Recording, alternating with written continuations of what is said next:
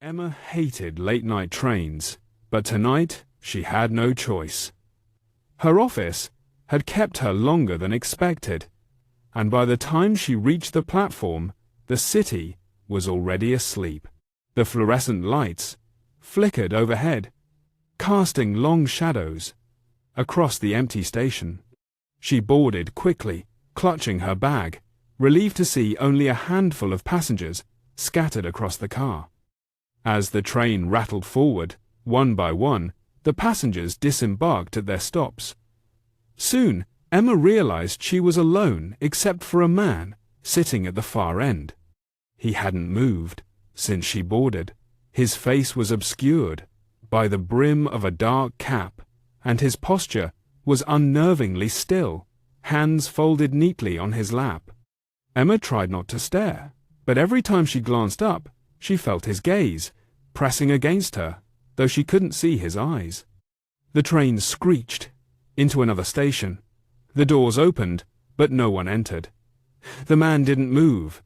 Emma's stop was next. She shifted in her seat, rehearsing the short walk home in her mind.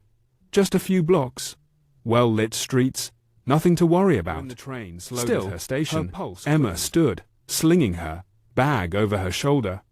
The man remained seated, motionless. She stepped onto the platform, the cold air biting her skin. The train doors closed behind her, and the sound of the engine faded as it pulled away. Silence swallowed the station. Then she heard its footsteps, slow, deliberate, echoing against the concrete. Emma froze. She turned her head slightly, just enough to catch a glimpse. The man was there, stepping off the shadows of the platform, his cap still low, his pace steady. He hadn't exited with her. He must have waited, then followed. Emma's throat tightened. She forced herself to walk, quick but not frantic. The exit was just ahead. She could see the staircase leading to the street. The footsteps behind her grew louder, closer. She dared not look back. Her mind raced. Was she imagining it? Maybe he lived nearby. Maybe it was coincidence.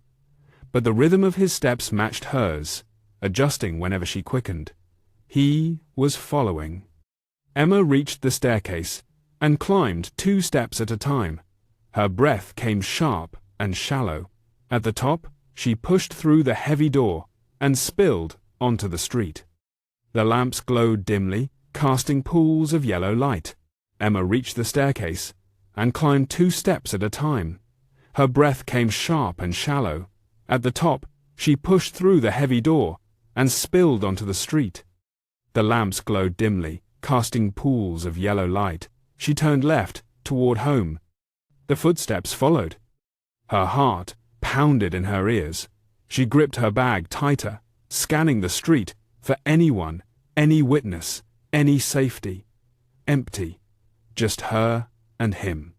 She crossed quickly, nearly tripping on the curb, and ducked into a side street. Maybe she could lose him. The footsteps stopped. Emma halted, chest heaving.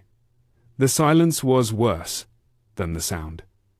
She turned slowly, her breath fogging in the cold air.